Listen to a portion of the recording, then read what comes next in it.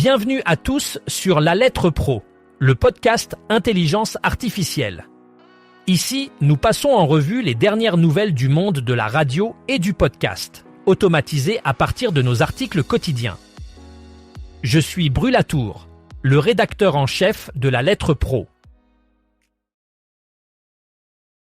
Aujourd'hui, nous nous penchons sur un appel important lancé par Radio Boa en Bretagne. Créée en 2023, cette radio associative trilingue regroupe aujourd'hui 15 radios locales. Elle se distingue par sa diffusion en breton, gallo et français, offrant un contenu unique qui reflète la diversité de la Bretagne. Toutefois, la baisse du financement public, en particulier du fonds de soutien à l'expression radiophonique, met en péril sa capacité à maintenir une couverture numérique DAB+ dans toute la région. Radio Boa appelle donc à la générosité de ses auditeurs pour consolider son projet. Les dons, qu'ils soient ponctuels ou réguliers, sont essentiels pour garantir la pérennité de cette aventure radiophonique. Ils permettent non seulement de maintenir la diffusion, mais aussi de préserver un espace dédié aux langues régionales et à l'engagement citoyen. C'est une opportunité pour les auditeurs et les acteurs culturels de s'impliquer activement dans le développement de l'audio digital associatif en Bretagne. Aujourd'hui, je vous parle d'une étude récente qui révèle que 91% des consommatrices font confiance à la radio. Cette étude met en lumière le rôle prépondérant de la radio en tant que média de confiance, notamment parmi les femmes. La radio est perçue comme un vecteur d'information fiable et accessible, ce qui contribue à son image positive auprès des auditrices. Cette confiance est cruciale, surtout dans un contexte où la désinformation est omniprésente sur d'autres plateformes médiatiques. Les consommatrices apprécient la radio pour sa capacité à offrir des contenus variés et de qualité, allant de l'actualité au divertissement en passant par la musique. Cette tendance montre que la radio conserve une place privilégiée dans le paysage médiatique, malgré l'essor des médias numériques. Elle reste un partenaire de choix pour les annonceurs qui cherchent à toucher un public féminin fidèle et engagé. ICI Armorique, une chaîne régionale bien ancrée en Bretagne, vient de lancer une nouvelle émission intitulée 100% Stade Rennais sur YouTube. Ce programme est dédié aux passionnés du club de football de Rennes et promet d'offrir un contenu riche et varié autour de l'équipe. Les fans pourront suivre des interviews exclusives, des analyses de matchs et des reportages inédits qui mettront en lumière les coulisses de ce club emblématique.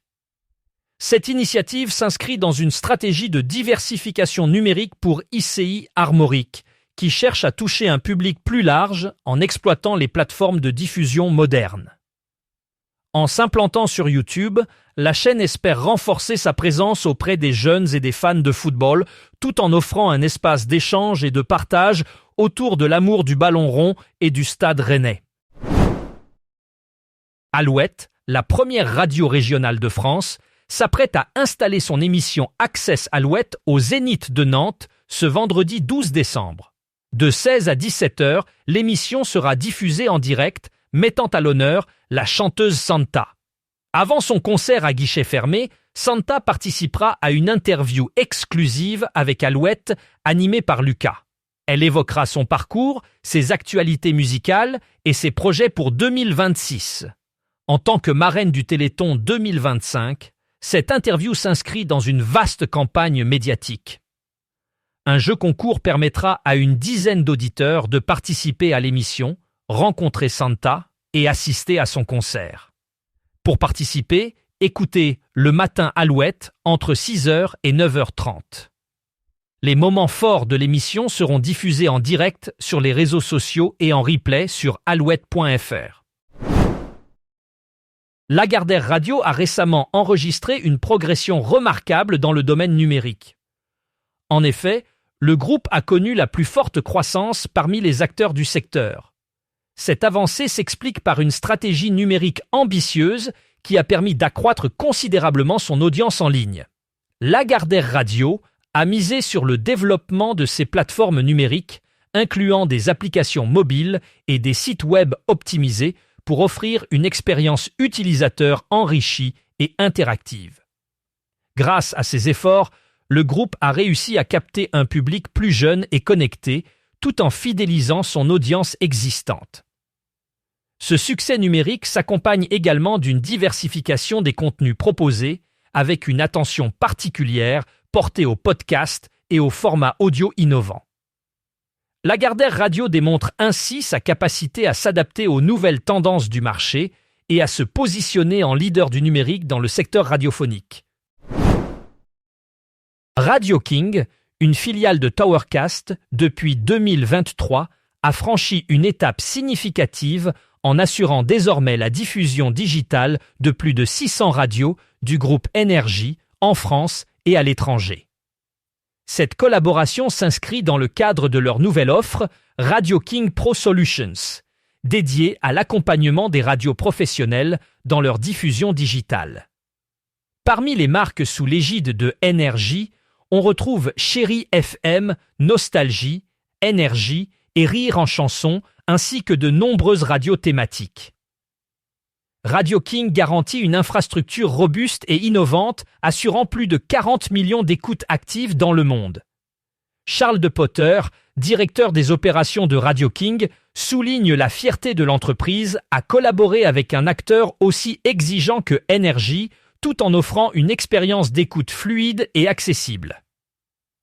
Hervé Pavard, directeur délégué pôle technique du groupe Énergie, se dit satisfait de la qualité de service et de la souplesse de configuration offerte par Radio King.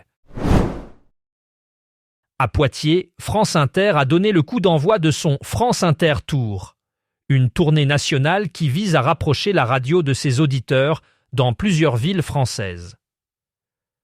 L'événement a débuté par une émission spéciale diffusée en direct depuis la salle du TAP, Théâtre Auditorium de Poitiers. Les auditeurs ont eu l'occasion d'assister à des émissions en direct, de rencontrer les animateurs emblématiques de la station et de participer à des débats interactifs sur des sujets d'actualité. Ce Tour de France est une initiative pour renforcer les liens avec le public et offrir une expérience radio unique en dehors des studios parisiens. En plus des émissions en direct, des ateliers et des animations ont été organisés pour permettre aux participants de découvrir les coulisses de la radio et de s'initier au métier de l'audiovisuel. Cette démarche s'inscrit dans une volonté de rendre la radio plus accessible et de tirer parti de la proximité pour fidéliser une audience toujours plus large. Chez RZN Radio, Isabelle Bergès incarne l'art de partager des ondes positives. Plus qu'une simple vendeuse de spots publicitaires, elle s'investit dans la création d'un véritable sens autour de chaque campagne.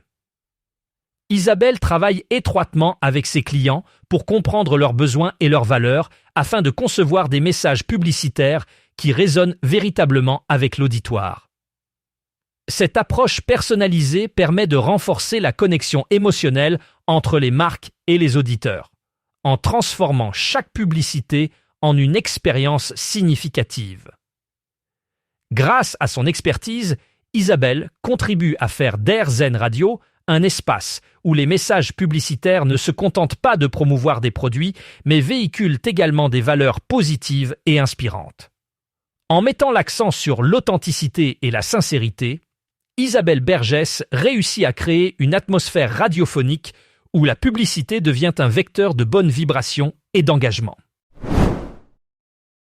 La radio à La Réunion rassemble chaque jour 453 000 auditeurs, un chiffre impressionnant qui témoigne de l'importance de ce média dans la région.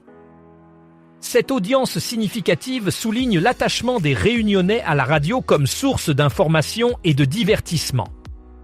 Les stations locales jouent un rôle crucial en offrant des programmes diversifiés qui répondent aux attentes et aux intérêts de la population locale.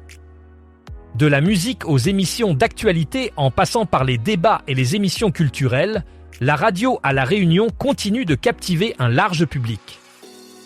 Ce succès est le reflet d'un ancrage profond de la radio dans le quotidien des habitants et d'une capacité à évoluer avec les nouvelles tendances tout en restant fidèle à ses racines. Pour plus d'informations sur ce sujet et d'autres actualités de la radio, rendez-vous sur le site lalettre.pro et abonnez-vous à notre newsletter quotidienne.